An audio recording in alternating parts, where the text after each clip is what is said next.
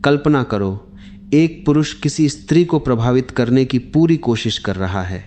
वह अच्छे कपड़े पहनता है, अपनी उपलब्धियों की बातें करता है, बार बार अपनी ओर ध्यान खींचने का प्रयास करता है, फिर भी स्त्री उससे सहज नहीं हो पाती। दूसरी ओर कभी कभी ऐसा पुरुष भी होता है जो कुछ विशेष करने का प्रयास नहीं करता, फिर भी उसकी उपस्थिति में एक अलग सी शांति महसूस होती है। आखिर ऐसा क्यों? क्या आकर्षण केवल चेहरे, शरीर, धन या बोलने की कला का परिणाम है, या इसके पीछे कोई ऐसी गहरी बात है जिसे हम अक्सर देख ही नहीं पाते? अधिकतर पुरुषों को बचपन से एक गलत धारणा सिखाई जाती है, यदि किसी स्त्री का ध्यान चाहिए तो खुद को बहुत खास साबित करो, अपनी ताकत दिखाओ, अपनी सफलता बताओ, अपनी बुद्धिमत्ता प्रदर्शित करो और किसी तरह सामने वाले को प्रभावित कर दो। लेकिन क्या किसी मनुष्य का मन प्रदर्शन से सच में जीता जा सकता है? शायद नहीं, क्योंकि जहाँ प्रदर्शन बहुत अधिक होता है वहाँ सहजता कम होने लगती है, और जहाँ सहजता नहीं होती वहाँ निकटता भी स्वाभाविक नहीं रह जाती। जरा अपने भीतर देखो, जब तुम किसी व्यक्ति के सामने यह सोचकर बैठते हो कि मुझे इसे प्रभावित करना है, तब तुम्हारा ध्यान वास्तव में उस व्यक्ति पर नहीं रहता। तुम्हारा ध्यान अपने ऊपर चला जाता है। मैं कैसा दिख रहा हूँ, वह मेरे बारे में क्या सोच रही है, मुझे क्या बोलना चाहिए है, मुझे कैसे व्यवहार करना चाहिए। और यही बेचैनी तुम्हारी उपस्थिति को बदल देती है। तुम सामने होते हुए भी पूरी तरह उपस्थित नहीं होते, तुम बातचीत नहीं कर रहे होते, तुम अपने ही बनाए हुए चित्र को प्रस्तुत कर रहे होते हो। इसके विपरीत जो पुरुष अपने भीतर सहज होता है उसे हर क्षण स्वयं को साबित करने की आवश्यकता महसूस नहीं होती। वह अपनी अच्छाइयों को जानता है लेकिन उन्हें लेकर शोर नहीं करता। उसे अपनी कमियों का भी पता होता है लेकिन वह उनसे भागता नहीं। उसकी शांति किसी अभिनय से पैदा नहीं होती। वह दूसरों की स्वीकृति पर अपने मूल्य को निर्भर नहीं करता। शायद यही कारण है कि उसकी उपस्थिति में सामने वाला व्यक्ति भी अपने आप को थोड़ा अधिक सहज महसूस कर सकता है।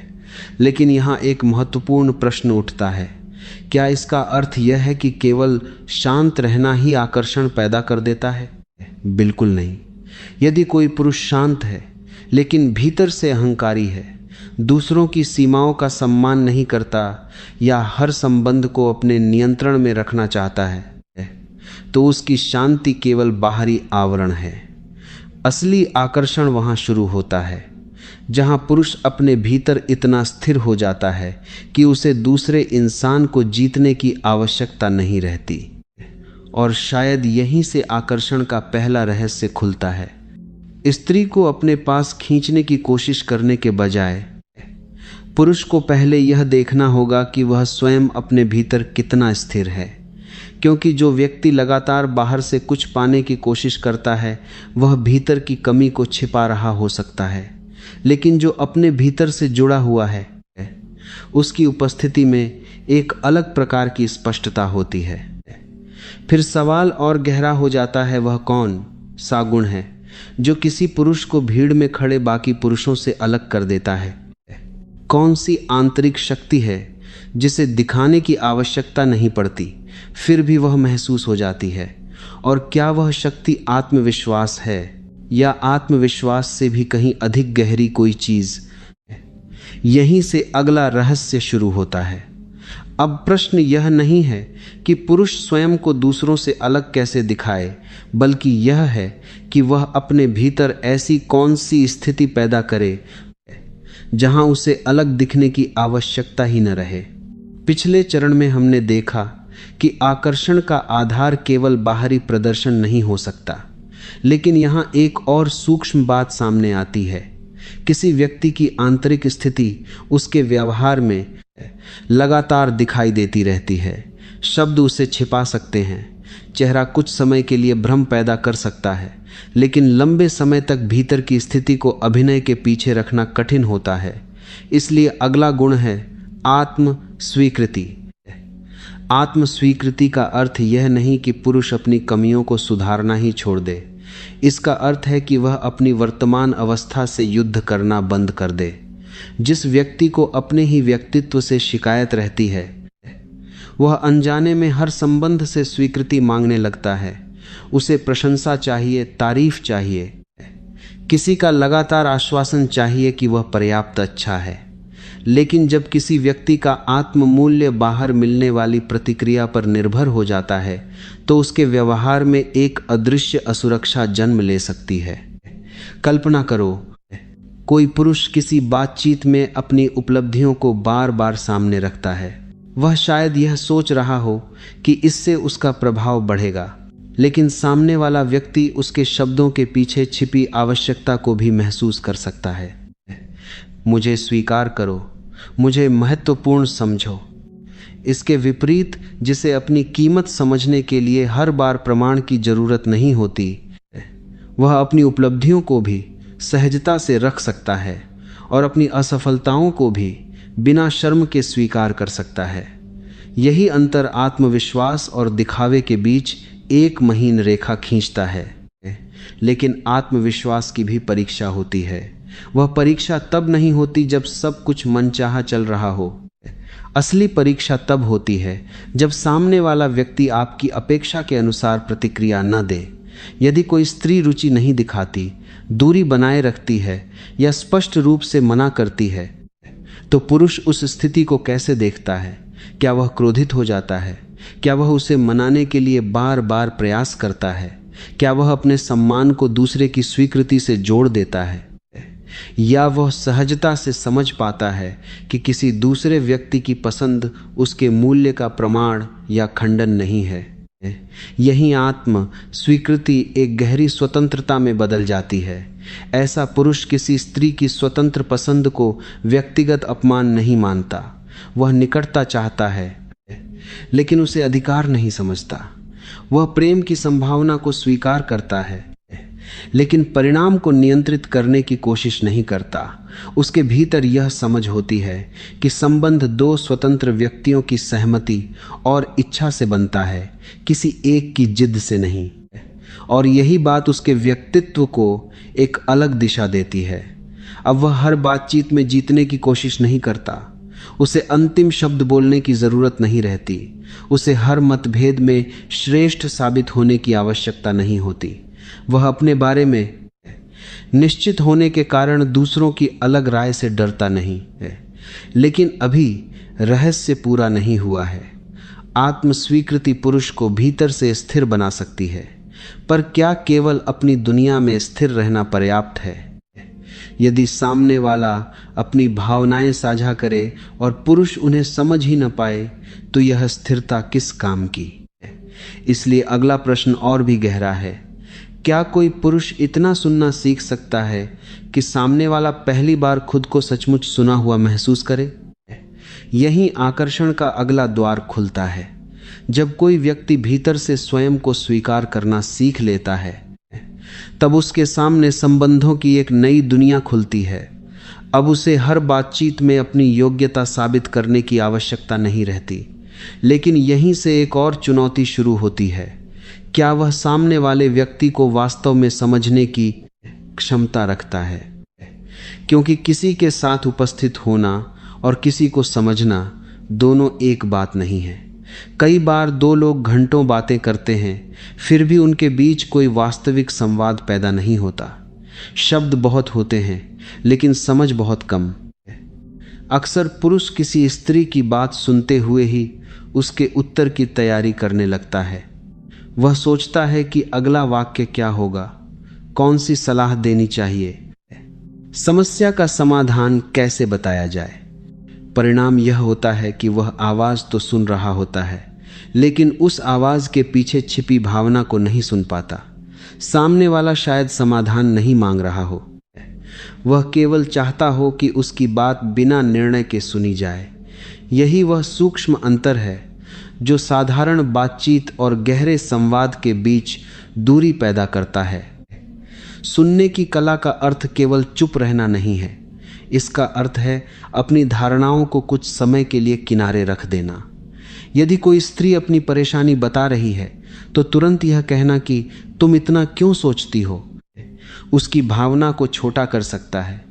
यदि वह किसी अनुभव को साझा कर रही है तो अपनी कहानी बीच में लाकर बातचीत को अपने ऊपर केंद्रित कर देना भी संवाद की गहराई को कम कर सकता है।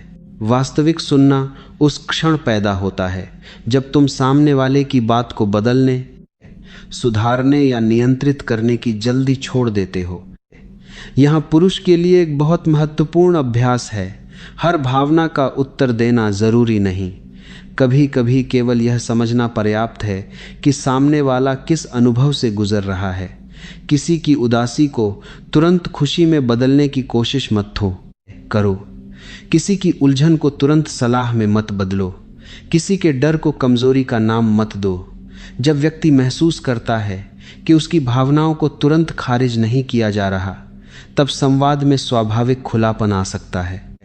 लेकिन इस गुण को किसी चाल या तकनीक की तरह इस्तेमाल करना भी एक गलती होगी।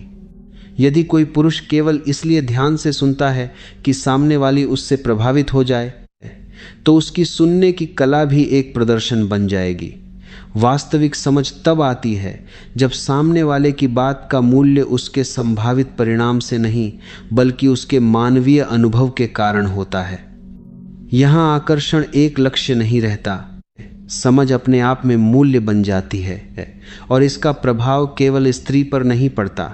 जब पुरुष दूसरों को ध्यान से सुनना सीखता है तो वह स्वयं भी बदलता है।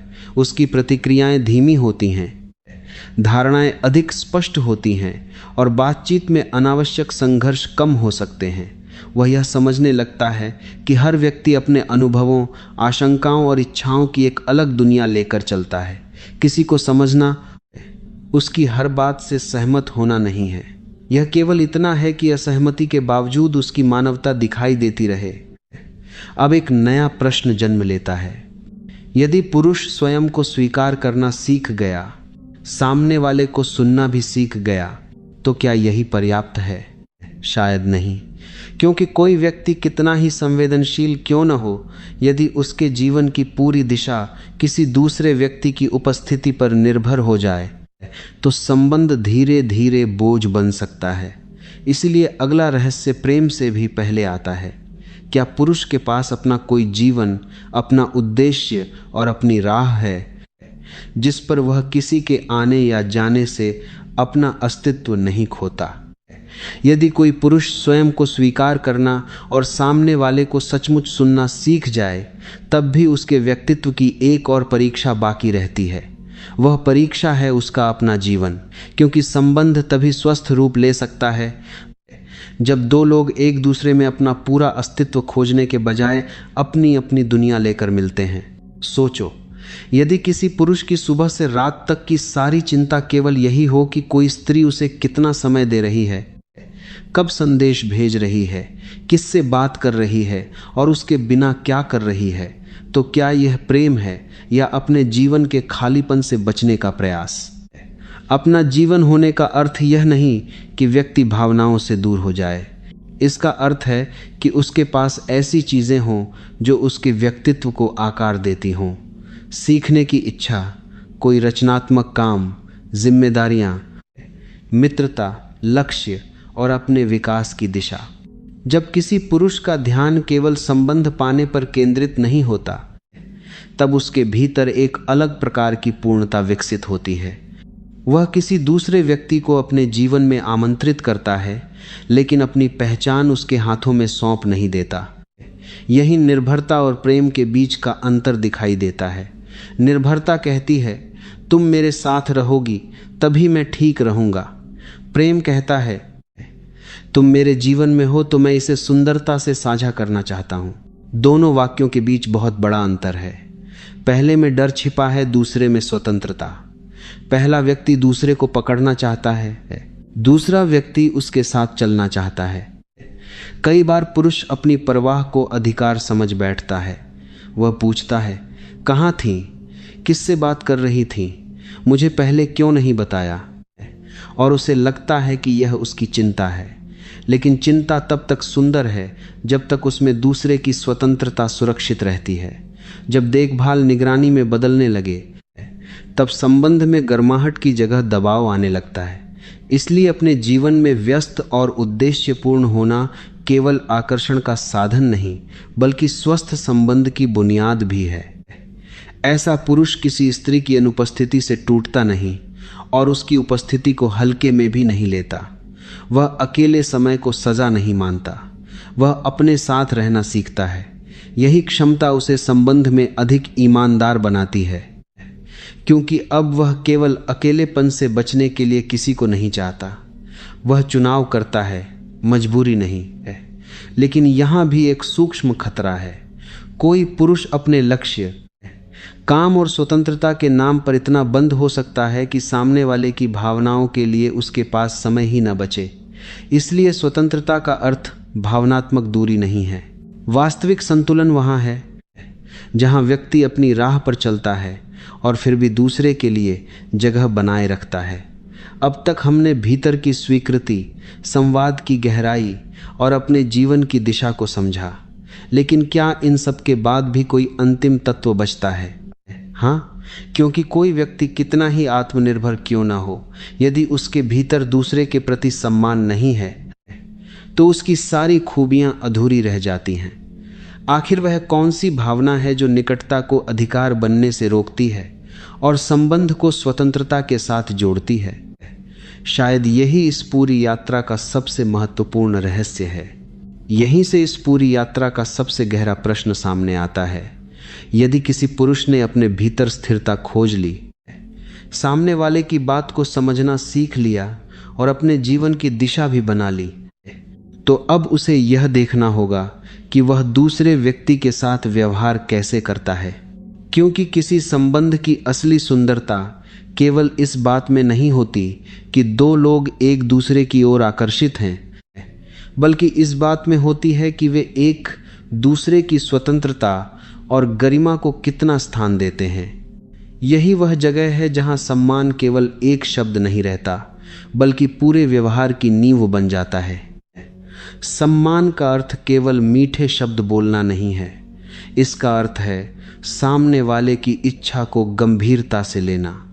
यदि स्त्री किसी बात के लिए तैयार नहीं है तो उसके निर्णय को बदलने के लिए दबाव न बनाना।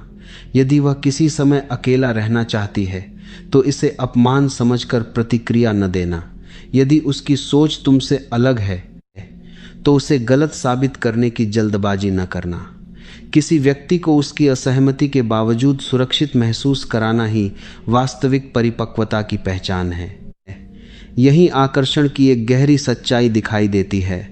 मनुष्य उस व्यक्ति के पास अधिक सहज हो सकता है जिसके सामने उसे लगातार सावधान होकर अपनी रक्षा न करनी पड़े। जहां हर बातचीत में आलोचना, तुलना, नियंत्रण या दबाव हो, वहां निकटता धीरे धीरे बोझ बन सकती है।